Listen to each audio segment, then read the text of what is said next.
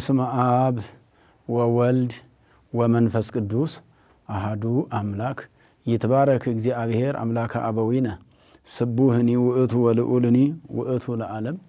የተወደዳችሁና የተከበራችሁ የእግዚአብሔር ቤተሰቦች አባቶች፣ እናቶች፣ ወንድሞች እና እህቶች እንዲሁም ሕፃናት ሁላችሁም በእግዚአብሔር ስም እንደምን ሰነበታችሁ? እንደምን ከረማችሁ? ለዚች ሰዓትና ዕለት ያደረሰን ልዑለ ባህሪ ቅዱሰ ባህሪ ንጹሐ ባህሪ ሕያወ ባህሪ እግዚአብሔር አምላካችን ዛሬም ዘወትርም ስሙ የተመሰገነ ይሁን። ከጥር 12 እስከ 18 ድረስ ያለው መዝሙር ይህ ነው። ሆረ ኢየሱስ ውስተ ከብካብ በትፍስሕት ውስተ ከብካብ እንዘ ይገብር ተአምረ ወመንክረ በውስተ አሕዛብ። ሆረ ኢየሱስ በትፍስሕት ውስተ ከብካብ የሚል መዝሙር ነው የሚዘመረው። ከጥር 12 ጀምሮ እስከ 18 ባሉ ቀናት ውስጥ ማለት ነው። አሁንም በዘንድሮ ዓመት ጥር 17 ቀን የሚዘመረው መዝሙር ሰንበት ላይ የዋለው እሱ ቀን ስለሆነ ይህ ነው። ሆረ ማለት ሄደ ማለት ነው። ኢየሱስ በደስታ ወደ ሰርግ ቤት ሄደ። እንዘ ይገብር ተአምረ ወመንክረ በውስተ አሕዛብ። በአሕዛብ ውስጥ በአሕዛብ መካከል ተአምርና ድንቅ ድንቅ ነገሮችን ተአምራትን እያደረገ ወደ ሰርግ ቤት ሄደ።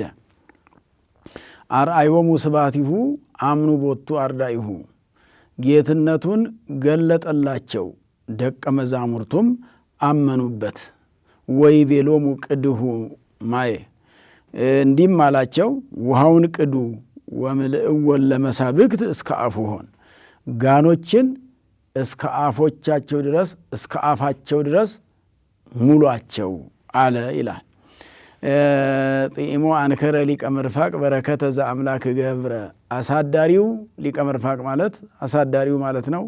በሰርጉ ቤት ትልቅ ስፍራ ላይ የተቀመጠው በከበሬታ ስፍራ የተቀመጠው ሰው አንከረ አደነቀ። በረከተ ዘአምላክ ገብረ አምላክ ያደረገውን የበረከት ስራ ውሃውን ወይን ማድረጉን አሳዳሪው አደነቀ። ቤዛነ ተስፋነ ቤዛችን ነው ተስፋችን ነው ወልደ አምላክ የአምላክ ልጅ ወለማይኒ ረሰዮ ወይነ ውሃውንም ወይን አደረገው ነው። እንግዲህ ይሄ የቅዱስ ያሬድ መዝሙር ነው። ቅዱስ ያሬድ ነው የዘመረው። የሰርግ ቤትን መነሻ አድርጎ ነው ከወንጌል አምጥቶ የዘመረው። በወንጌሉም ላይ የዮሐንስ ወንጌል ምዕራፍ 2 ቁጥር 1 እስከ 13 ወይም 14 ድረስ ያለው ዮሐንስ ምዕራፍ 2 ቁጥር 1 እስከ 14ኛው ቁጥር ድረስ ያለውን ነው የሚያመለክተው። ጌታ ኢየሱስ ክርስቶስ ወደ ሰርግ ቤት እንደገባ በዚህ ወቅት የምናስብበት ወቅት ነው። ወደ ሰርግ ቤትም የገባው በሶስተኛው ቀን ነው ያለው ቅዱስ ዮሐንስ ወንጌሉን ሲጽፍ። በሶስተኛው ቀን ማለት ምን 3 ቀን አለ? ከወዴት ተነስቶ ከሕይወት ተቆጥሮ የት ደርሶ ከአንድ ጀምሮ 3 የሆነው የሚባለው ነገር ስናስበው ወይንም ስንማረው ጌታችን መድኃኒታችን ኢየሱስ ክርስቶስ በዮርዳኖስ ወንዝ በዮሐንስ እጅ ከተጠመቀና የባሕሪ ልጅነቱን ካስመሰከረ በኋላ ማለት ነው። አብ ይሄ ልጄ ነው እሱን ስሙት ብሎ ከመሰከረለት በኋላ መንፈስ ቅዱስም በአምሳለ ርግብ ከመሰከረለት በኋላ ሳይውል ሳያድር ዕለቱን ከባሕረ ዮርዳኖስ ወጥቶ ወደ ገዳመ ቆሮንቶስ ነው የሄደው ጌታ ኢየሱስ ክርስቶስ። ወደ ገዳመ ቆሮንቶስ በምድረ በዳ ስፍራ አራዊት ድምፅ አራዊት በሰለጠነበት ጸባ አጋንንት በበረታበት ቦታ ላይ ሆኖ ከአጋንንት ጋር ተዋግቶ አጋንንትን ድል ነስቶ ነው። እንግዲህ ሰይጣንን ድል የነሳው በሶስቱ አርእስተ ኃጣውእ ነው። ሰይጣን የመጣው በሶስት አርእስተ ኃጣውእ ነው። እነዛም አርእስተ ኃጣውእ የሚባሉ የኃጢአት ርዕሶች ዋናዎች ማለት ናቸውና የኃጢአት ርዕሰ ጉዳዮች አንደኛው ትዕቢት፣ ስስት፣ ፍቅረ ንዋይ እነዚህን ሰብስቦ ጭኖ ነው ሰይጣን ወደ ጌታ ኢየሱስ ክርስቶስ የመጣው።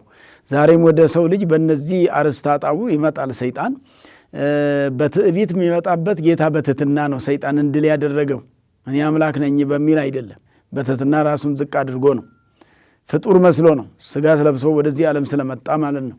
እንደዚሁም በስስት ቢመጣበት ደግሞ በትዕግስት በመታገስ ባለመሰሰት እንዲሁም በጸሊያ በፍቅረ ንዋይ ቢመጣበት ደግሞ በጸሊያ ንዋይ ገንዘብ በመጥላት በዚህ መልክ ሰይጣንን ድል ካደረገና ከገዳመ ቆሮንቶስ ከወጣ በኋላ ነው። ከገዳመ ቆሮንቶስ ከወጣ በኋላ በሦስተኛው ቀን ነው ወደ ሰርግ ቤት የሄደው ጌታ ኢየሱስ ክርስቶስ። ወደ ሰርግ ቤትም በሄደ ጊዜ እመቤታችንም በዚያ በሰርግ ቦታ ነበረች። ልጅን ጠርቶ እናት አትተውምና እመቤታችንንም ጠርተዋታል ባለሰርጎቹ፣ ሰርግ ደጋሾቹ። እንደዚሁም ከጌታ ጋር ደቀ መዛሙርቱን መምህርን ጠርቶ ደቀ መዛሙርትም አለመጥራት የለምና መምህር ከተጠራ ደቀ መዛሙርት ይጠራሉና፣ ተማሪዎች ይጠራሉና፣ ተማሪዎች ይከተላሉና፣ መቋሚ ይዛሉና፣ ጭራ ይዛሉና፣ ይላላካሉና፣ የመምህርን እግር ያጥባሉና ደቀ መዛሙርትም ወደ ሰርጉ ቤት ታድመዋል ከጌታ ኢየሱስ ክርስቶስ ጋር አባቶቻችን ሐዋርያት ማለት ነው። በዚያ በሰርግ ቤት ወሃለወት ህዬ እሙ ለእግዚእ ኢየሱስ ቅዱስ ዮሐንስ ወንጌሉን ሲጽፍ የጌታ እናቱ እመቤታችን በዚያ ነበረች በሰርግ ቦታ። በዛ ያሉ ነው የሚጠጣ ያለቀባቸው። የሚበላው አይደለም የተጻፈው የተመዘገበው፣ የሚጠጣው ሲያልቅባቸው ወደ እመቤታችን አመለከቱ። እመቤታችን ወይንኬ አልቦሙ የሚጠጣ እኮ የላቸውም ብላ ለልጇ ለወዳጇ አሳሰበች። እመቤታችን አማለደች። እመቤታችን የላቸውም ማለች። እመቤታችን ባጣን በነጣን ጊዜ የምታማልደን እመቤታችን ናት። ምንም አጥተን መጠጊያ አጥተን ተስፋ ቆርጠን በተገኘንበት ጊዜ ተስፋ ቆርጠን ስንኖር እመቤታችን ምልጃዋ ከልጇ ከወዳጇ ያስታርቃልና የሚላችሁንም አድርጉ ነው ያለችው እመቤታችን። እንግዲህ እመቤታችን ካማለደች በኋላ ውሃው እንዲሞላ ነው የተደረገው። 6 ጋኖች ናቸው። እነዛ ጋኖች ውሃ ተሞሉ። ውሃ የተሞላው ጋን በኋላ ሄዶ ሲቀመስ ግን ሲቀዳ ግን ውሃ ሳይሆን ወይን ነው የሆነው። ወለማይኒ ረሰዮ ወይነ ጌታ ኢየሱስ ክርስቶስ ጌታ ኢየሱስ ክርስቶስ ውሃውን ወይን ያደረገው። ይሄን ያደረገው በሐልዮ ነው፣ በመናገር አይደለም፣ በነቢብ አይደለም። በሙሴ ጊዜ ጌታ ኢየሱስ እግዚአብሔር አምላክ በሙሴ ጊዜ በዘመነ ብሉይ ኢየሱስ አይባልም፣ ኢየሱስ የአዲስ ኪዳን ነው። ለዛ ነው የመለስኩት። ጌታ እግዚአብሔር አምላክ በዘመነ ብሉይ በሙሴ ላይ አድሮ በሐሳብ ሙሴ ላይ ሲያድር እግዚአብሔር በሐሳብ ብቻ ውሃው ደም ሆኗል። በሐሳብ ብቻ ደም ሆኖ የነበረው ውሃ ጠርቶ እንደገና ንጹሕ ውሃ ሆኗል። ስለዚህ በሐልዮ የተደረገ ተአምራት ይባላል። በነቢብ የሚደረግ አለ፣ በመናገር ተናግሮ አይደለም ጌታ ኢየሱስ ክርስቶስ ይሄንን ውሃውን ወይን ያደረገው በሐልዮ ነው ተብሎ እንማራለን ማለት ነው። ተአምር ማድረግ እንግዲህ እንኳንስ ለጌታ ለኢየሱስ ክርስቶስ በእሱ ያመኑ ጻድቃን፣ ሰማዕታት፣ ቅዱሳንም ተአምር ያደርጋሉ። ሙት ያነሳሉ፣ ለምጽ ያነጻሉ፣ ድውይ ይፈውሳሉ፣ የታመመ የሞተ ያስነሳሉ። ይህን ሁሉ ድንቅ ሥራ ይሠራሉ። ሆረ ኢየሱስ ወደ ሰርግ ቤት የሄደበት ጌታ ኢየሱስ ክርስቶስ በሰርግ ቤት ብዙ ሰዎች ይገኛሉና በዛ ሊያስተምር ተአምሩን ሊያሳይ ጌትነቱን ሊገልጥ ጌትነቱን በገለጠ ጊዜ አምኑ ቦቱ አርዳይሁ ደቀ መዛሙርቱም አምላክ እንደሆነ አመኑበት። ምክንያቱም ውሃውን ወይን ማድረግ የሚችል አምላክ ቢሆን ነው እንጂ አምላክ ባይሆን ኖሮ ይሄንን ማድረግ አይችልም። እግዚአብሔር በስራው ነው የሚታመነው። የእግዚአብሔር ስራው ድንቅ በመሆኑ ተአምር ማለት ከጭንቅላት በላይ የሆነ ሰው የማይችለው ሰው የማያደርገው እግዚአብሔር ወይንም እግዚአብሔር ያደረበት ሰው ብቻ የሚሰራው ነው ተአምር ማለት። ስለዚህ ይህን ተአምር በማድረጉ በደስታ ነው ወደ ሰርግ ቤት ሄደው። ተገዶ አይደለም፣ ቅልውጥ ሽቶም አይደለም፣ ተርቦም አይደለም፣ ተጠምቶም አይደለም። የሰውን ልጅ ፍቅር የተራበ የሰውን ልጅ ፍቅር የተጠማ አምላካችን በደስታ ወደ ሰርግ ቤት ሲሄድ ተአምር እያደረገ፣ ምክንያቱም ጌታ ኢየሱስ ክርስቶስ ከተወለደበት ጊዜ ጀምሮ ተአምር አልተለየውም።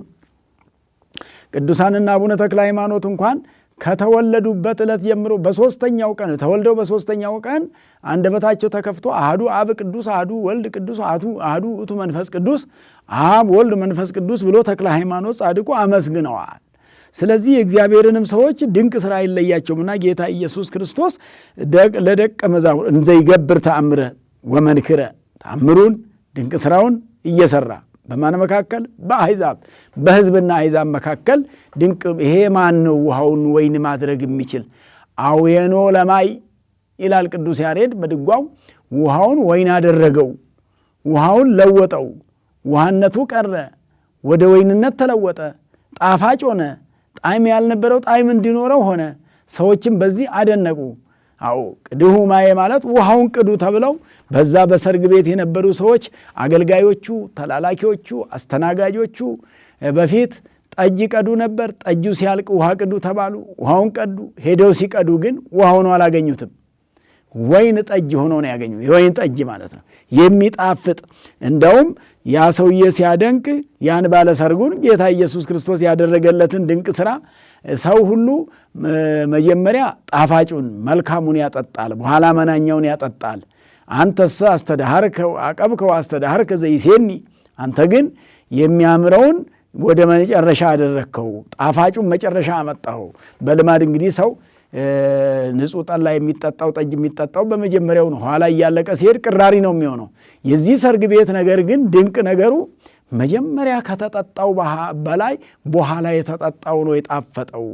ጥኢሞ አንከረ ማለት ቀምሶ ባቀመሰ ጊዜ ከቀመሰ በኋላ አደነቀ። አሳዳሪው እንደዚህ አይነት መጠጥ ቀምሶ አያውቅም ነበር። እንደዚህ አይነት ቀምሶ የማያውቅ ነውና በዚህ መልክ ጌታ ኢየሱስ ክርስቶስ በሰርግ ቤት ድንቅ ሥራ ያደረገበት ዕለት ነው። እልቁን የእመቤታችን ምልጃ የተገለጠበት ዕለት ነው። በዚህ ቀን እንግዲህ ይህን ሰሞን ስለ ሰርግ ቤቱ ነው የሚነገረውና በባለፈ በ12 ጀምሮ እስከዚህ ድረስ ስለ ወይኑ ስለ ውሃው ወይን መሆን የሚነገር ስለሆነ እመቤታችን ቅድስት ድንግል ማርያም የሚጠጣ እኮ የላቸውም ስትለው ጌታ ኢየሱስ ክርስቶስ ጋኖቹ እንዲሞሉና ውሃው እንዲለወጥ ነው ያደረገ እንጂ ውሃቸውን ይጠጡ አላለም። የፍላጎታቸውን ሞላላቸው። የእመቤታችን ልመና የሰውን ፍላጎት የሚያሟላ ነው። የታጣ የሚያስገኝ ነው። የራቀ የሚያቀርብ ነው። እመቤታችን በዚህ መልክ ስታማልድ አንዳንዶች በዚህ መጽሐፍ ቅዱስ ላይ የሚሰናከሉ አሉ። የሚያሰናክሉ ነው ሳይሆን ሰዎች መሰናከል ስለፈለጉ ነው የሚሰናከሉት እንጂ ቃሉ ቀጥ ያለ ነው።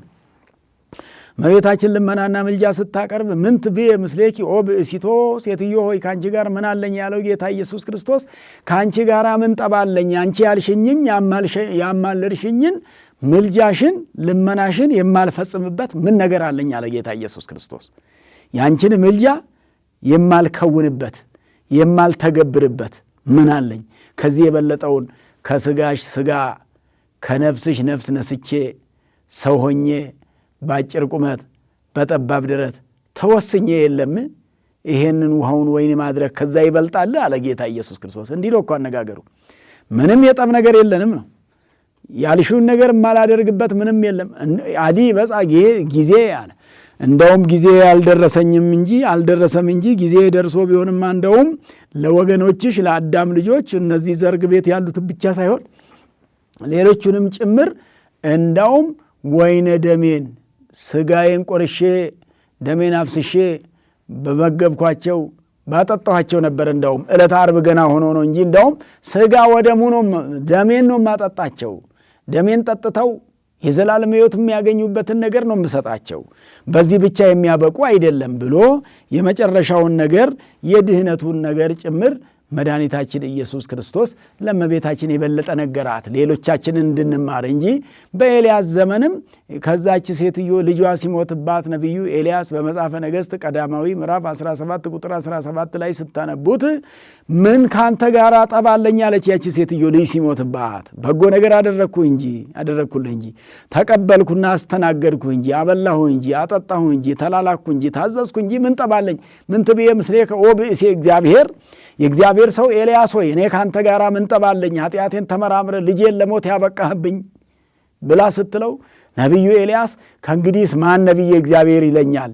ያ ነፍሰ ገዳዩ ይሉኛል እንጂ ብሎ ልጇን ወስዶ ቤተላይሉ አርገ ቤተላይል ይላል። ከፍ ያለ ስፍራ የሚጸልይበት ቦታ ነበረውና ደብረ ቀርሜሎስ ላይ አውጥቶ አፉን ከአፉ ዓይኑን ከዓይኑ ገጥሞ አፍንጫውን ከአፍንጫው ገጥሞ ቢጸልይ አፈፍ ብሎ ተነስቶለታል።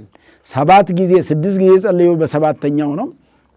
አንድም ይላል ትርጓሜ ያለው 4 ጊዜ ጸልዮ በአምስተኛው ማለትም 4ቱ ባሕርያተ ሥጋና 5ኛው ባሕርየ ነፍስ እንደተስማሙለትና በትክክል ሰው ሆኖ እንደተነሳ ለማጠየቅ ማለት ነውና ዮናስ ነው ያም ደቀ መዝሙር የተነሳው። ኤልያስ ያስነሳው የመበለቲቱ ልጅ ጠብ ያለው ሰው ያስነሳል ወይ? ጠብማ ሚኖር እንዲህ አልነበረም። ስለዚህ ያችን ምን ጠባለኝ ምንም አልበደልኩም አገለገልኩ ተላላኩ እንጂ እንዳለችው ሁሉ ምን ትቤ ምስሌኪ ወብእሲቶ ከአንቺ ጋር ምንም ያልሽኝን ነገር የማላደርግበት ነገር ምንም የለም አለ መድኃኒታችን ኢየሱስ ክርስቶስ። ስሙ የተመሰገነ ይሁን። አምላካችን ፈጣሪያችን ኢየሱስ ክርስቶስ በሰርግ ቤት እንደተገኘ በእያንዳንዳችን ሕይወት ውስጥ አለ ኢየሱስ ክርስቶስ። ክርስቲያኖች በሕይወታችን ውስጥ ያለው ብዙ ጎደሎ አለ፣ ብዙ የተጣመመ ነገር አለ፣ ያልተቃና ነገር አለ፣ ያልተሟላ ነገር አለ። እኛ ማሟላት ያቃተን ተጨንቀንበት ያልተሳካ ብዙ ነገር አለ በሕይወታችን ውስጥ ክርስቲያኖች።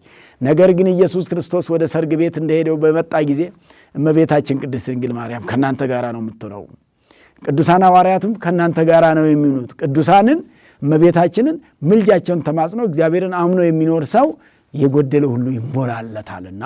ስለዚህ የሰርግ ቤቱ መናኛው ነገር ጣፋጭ የሆነበትና ያለቀው ነገር እንደገና እጥፍ ድርብ ሆኖ የመጣበት ስለሆነ በዚህ በሰርግ ቤት የተገኘ አምላካችን መድኃኒታችን ኢየሱስ ክርስቶስ በእያንዳንዳችን ሕይወት ውስጥ አለና ቅዱስ ጳውሎስ እንዳውም ያለው ሕይወተ የሰ ሀልቀት ወበሕይወተ ክርስቶስ ሀሎኩ አነ ገላትያ ላይ ለገላትያ ክርስቲያኖች በጻፈ መልእክቱ እኔ ሕይወቴ የራሴ ሕይወት አልቋል፣ በክርስቶስ ሕይወት ነው ያለሁት፣ በክርስቶስ ወንጌል ነው ያለሁት፣ በክርስቶስ ወንጌል እንጂ በራሴ እውቀት፣ በራሴ ሕይወት፣ በራሴ ሥራ፣ በራሴ ኑሮ አይደለም ያለሁት ብሎ እንደተናገረ ሁሉ አምላካችን መድኃኒታችን ኢየሱስ ክርስቶስ በሰርግ ቤት ተገኝቶ በሰርግ ቤት ተገልጦ ስራውን የሰራ መሆኑን የሚያመለክት መዝሙር ነውና ወንጌሉም ከዚሁ ጋር የተያያዘ ነው፣ መጽሐፍ ቅዱስ ስለሆነ ማለት ነው።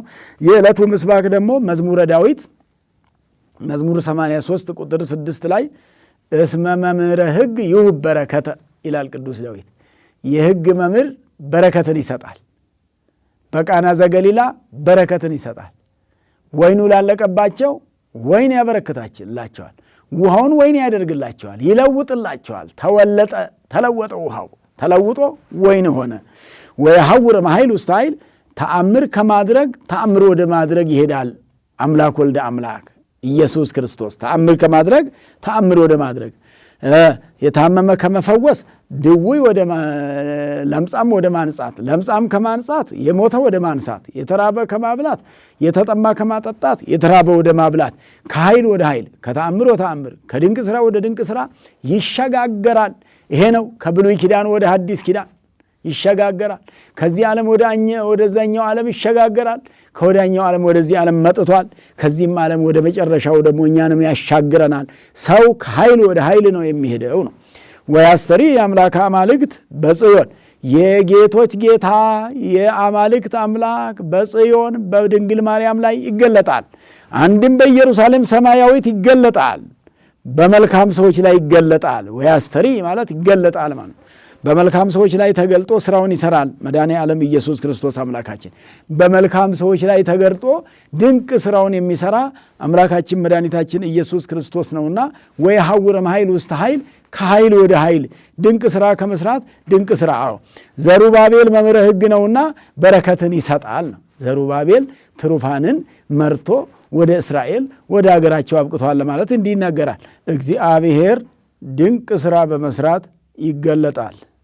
የእግዚአብሔር መገለጫዎች ፀሐይ ማውጣት፣ ጨረቃን ማድመቅ፣ ከዋክብትን ማሳየት፣ በምድር ላይ ፍጥረታትን ማኖር፣ ብርሃናትን ማመላለስ፣ ውሃዎችን ማፍሰስ፣ ነፋሳትን ማንፈስ፣ ፍጥረታትን ቀንና ሌሊትን በማፈራረቅ በጋና ክረምትንም በማፈራረቅ በእነዚህ እግዚአብሔር ብቻ በሚሰራቸው ነገሮች ሰው ፀሐይ ማውጣት አይችልም፣ ፀሐይ ማጥለቅም አይችልም፣ ብርሃናትን ማመላለስ አይችልም፣ ውሃዎችን ማፍሰስ አይችልም፣ ነፋሳትን ማንፈስ አይችልም። እሱ ይህን ያደርጋል። ስለዚህ በእነዚህ ነገሮች በስነ ፍጥረቱ እግዚአብሔር ይገለጣል። እንደውም ቅዱስ ጳውሎስ ሲናገር በሮሜ መልእክቱ ምዕራፍ 1 ቁጥር 1 ላይ ስታነቡት ወዘ ኢያስተሪ እግዚአብሔር እምፍጥረተ ዓለም ይተአወቅ በፍጥረቱ ለፍጥረቱ ይላል። የማይታየው እግዚአብሔር ታይቶ የማይታወቀው እግዚአብሔር በፍጥረቱ ላይ ሆኖ ለሌላው ፍጥረት ይታያል። ያስተሪ በፍጥረቱ ለፍጥረቱ በፍጥረቱ ለሌላው ፍጥረት ይታያል። እግዚአብሔር ይገለጣል። እግዚአብሔር በቃና ዘገሊላ ውሃውን ወይን በማድረግ ተገለጠ። የእግዚአብሔር ሥራ እንደሆነ ገለጠ። ደቀ መዛሙርቱም በዚህ ምክንያት አመኑበት። ዛሬም የምናምንበት በስራው ነው። በእግዚአብሔር ስራዬን አይታችሁ እመኑ ተብለን ተነግሮናል። ወንጌሉን ሲያስተምር መድኃኒታችን ኢየሱስ ክርስቶስ ስራዬን አይታችሁ እመኑ። ብዙ ሰዎች የእግዚአብሔርን ስራ አይተው ማመን ይሳናቸዋልና አይተው ከማመን ይልቅ አይተው መመራመርን የሚመርጡ አሉ። ሌሎቹም አይተው መጠራጠርን የሚመርጡ አሉ። አይቶ ማመን ነው እንጂ አይቶ መጠራጠር አይገባም። አይቶ መጠራጠር ሳይሆን ካየን የእግዚአብሔርን ስራ ካየን ድንቅ ስራውን ካየን እግዚአብሔር በስራው ከተገለጠ በድንግል ማርያም ላይ የተገለጠ አምላክ ከስጋዋ ስጋ ከነፍሷ ነፍስን ነስቶ እሷ መገለጫው ሆና በእሷ ስጋ የተገለጸ በዓለም ላይ የታየ ዓለምን ያዳነ ሕይወቱን የሰጠን ስጋውን ቆርሶ ደሙን አፍሶ የሰጠን አምላክ ነው። በአማልክት በጽዮን ይገለጣል የተባለው በጽዮን ኢየሩሳሌም፣ በጽዮን እመቤታችን፣ በጽዮን በእያንዳንዳችን ላይ ይገለጣል። ወያስተሪ አምላከ አማልክት በጽዮን ወያስተሪ አምላከ አማልክት በላዕሌነ። የአምላኮች አምላክ ጌታ እሱ እግዚአብሔር በሁላችን ላይ ጽዮን ማለት ጸወነ ሕዙናን ጽዮን ማለት መጠጊያ ማለት ነው። በመጠጊያ ቦታ በምስጢረ ሥጋዌ ይገለጣል እግዚአብሔር። በሰርግ ቤት ይገለጣል እግዚአብሔር። በሰርግ ቤት ተገለጠ። ሰርጉ ያማረ ሆነ። በእግዚአብሔር የተባረከ ሰርግ ሕይወት ነው፣ ሰላለማዊ ነው፣ በጎ ነው። እስከ ዕለተ ሞት የማያለያይ ፍቅር በውስጣቸው የሚኖር ነው። በጎ የሚያደርጉ ሰዎች እግዚአብሔርን አምነው የሚጋቡ፣ እግዚአብሔርን አምነው ትዳራቸውን የሚመሰርቱ፣ እግዚአብሔርን አምናችሁ ትዳራችሁን የምትመሰርቱና በቤተ እግዚአብሔር የምትኖሩ ሁሉ እግዚአብሔር አምላካችን ቤታችሁን ይባርካል፣ ሕይወታችሁን ይባርካል፣ ይገለጥባችኋል እግዚአብሔር፣ ይታይባችኋል እግዚአብሔር፣ በእናንተ ላይ አድሮ ይመለካል እግዚአብሔር። የማያውቁት በእናንተ ላይ ያዩታል፣ ያውቁታል፣ ይረዱታል፣ ይገነዘቡታል። በእናንተ ላይ ያለውን እግዚአብሔር ማለት ነው። ስለዚህ ወያስተሪ አምላከ አማልክት በጽዮን ማለት በጽዮን ይገለጣል ነው። እንግዲህ ጋኖቹ በዚያ የነበሩ በቃና ዘገሊላ ሰርግ እንደነበረ በቃና ዘገሊላ የገሊላ ዕጣ ክፍል በምትሆን በቃና ሰርግ እንደነበረ ምስጢረ ሥጋዌ እንደተገለጠ የአምላክ ሰው መሆን የሰው አምላክ መሆን እንደተገለጠ ነውና ጋኖቹ ድንጋዮች ናቸውና በስድስት መሆናቸው በስድስተኛው ሺህ አላዋቂ የነበረ የሰው ልጅ አእምሮ ግዕዛን ተሰጥቶት አስተዋይ ይሆናል ማለት ነውና የድንጋይ ጋኖች እለ እብን ነው የሚላቸው ቅዱስ ዮሐንስ ሲጽፍ ወንጌሉን። የድንጋይ ጋኖች ናቸው ማለት ድንጋይ ውሃ አይገባውም፣ አይለዘብም። ድንጋይ ምናልባት ይጠረብ ይሆናል እንጂ ማለዘብ ማጣመም አይቻልምና እንደዚህም ሁሉ ይሄ ማይቃና የነበረው የሰው ልጅ በስድስተኛው ሺህ ዘመን 5500 ዘመን ከተፈጸመ በኋላ ጌታ ኢየሱስ ክርስቶስ ከድንግል ማርያም ተወልዶ አእምሯቸው አላዋቂ የነበረውን ወደ እውቀት መለሳቸው ማለት ነው። የወደቁትን አነሳ ማለት ነው። የራቁትን አቀረበ ማለት ነው። የተበተኑትን ሰበሰበ ማለት ነው። አዎ ይርዳ ዘተሐውለ ያስተጋብ ዝርዋነ መጽሐቤነ የጠፋውን ያድን ዘንድ ያስተጋብ ዝርዋነ የተበተኑትን ይሰበስብ ዘንድ መጽሐቤነ ወደ እኛ መጣ። ቅዱስ ያሬድ ወደ ሰርግ ቤት የመጣው የተበተኑትን ይሰበስብ ዘንድ ነው። የማያስተውሉትን እንዲያስተውሉ እንዲያረግ ነው። የማያምኑትን አማኞች ሊያረግ ነው። ተአምራቱን ሊገልጥ ነው። ጌትነቱን ሊያሳይ ነው። ጌታ የሚሰራውን ስራ ሊሰራና ጌትነቱን ገልጾ በጌትነቱ ሊታመን ነው። በጌትነቱ ሊመለክ ነው። በአምላክነቱ ሊመለክ ነውና ይሄንን ያደረገ አምላካችን መድኃኒታችን ኢየሱስ ክርስቶስ ስሙ የተመሰገነ ይሁን። በሰርግ ቤት የተገኘ በሁላችን ሕይወት ውስጥ ይገኝልን። የጎደለውን ሁሉ እግዚአብሔር አምላካችን ይሙላልን። እንግዲህ በዚህ ወቅት ስለ ልደቱ፣ ስለ ጥምቀቱ፣ ስለ ቃና ዘገሊላ ሰርግ ቤት ይሄ ነው እየተነገረ እስከ ጾሙ የሚሄደውና ይህን ወቅት በዚህ መልክ ስናመሰግን እግዚአብሔርን ስናገለግል የምስጋና ወቅት ነው። በምናመሰግንበት ጊዜ በልዩ መልኩ በዓላት ስለሚበዙ በዓላት ማለት በዓል ስናከብር እግዚአብሔርን ነው የምናከብረው። በበዓሉ ውስጥ እግዚአብሔር ስለሚታይ በበዓሉ ውስጥ እግዚአብሔርን ስለምናገለግል አገልግሎታችን ቅድመ እግዚአብሔር እንዲደርስ በንጹሕ ልቡና በንጹሕ ሐሳብ በመንፈሳዊ እይታ በመንፈሳዊ አኗኗር እግዚአብሔርን እንድናመልክ ነው የሚያዘንና ስለዚህ ይሄ እግዚአብሔር ኃይል ከማድረግ ኃይል ወደ ማድረግ ይገለጣል። ተአምር ከማድረግ ሌላ ተአምር ያደርጋል። ሌላ ተአምር ይጨምራል። እስመ በረከተ ይሁብ መምህረ ሕግ አለ። ሊቀ ጳጳሳት ወይንም ቀሲስ ካህኑ በረከትን ይሰጣል ለምእመናን። እግዚአብሔር ይባርክሙ ወያብር አዕይንተ አልባቢክሙ ይላል። እግዚአብሔር ይባርካችሁ አይነ ልቡናችሁንም ያብራላችሁ እያለ ይላቸዋልና አይነ ልቡናችንን የሚያበራ ስለሆነ በረከት ማለት በ5500 ዘመን በ5500 ዘመን በማኅፀነ ማርያም በልብሰተ ሥጋ ይገለጣል ነው። ተገለጠ እግዚአብሔር በልብሰተ ሥጋ በለበሰው ሥጋ በሥጋ ማርያም ተገልጦ ወደ ሰርግ ቤት ሄዶ በሰርግ ቤት ድንቅ ሥራውን ሠራ ለማለት የተነገረ ስለሆነ ድንቅ ሥራ የሚሠራ እግዚአብሔር አምላካችን በእያንዳንዳችን ሕይወት ውስጥ ያደረገልን ድንቅ ሥራ በጣም ብዙ ነው። ቆጥረነው የማንጨርሰው ብዙ ድንቅ ሥራ ተደርጎልናል። ምናልባት የተደረገልንን ነገር በደንብ ማስተዋል አለመቻል ካልሆነ በስተቀር ያልተደረገለት የለም። በእግዚአብሔር ያልተጠቀመ የለም። እግዚአብሔር ያልረዳው ሰው የለም። እግዚአብሔር ያላገዘው ሰው የለም።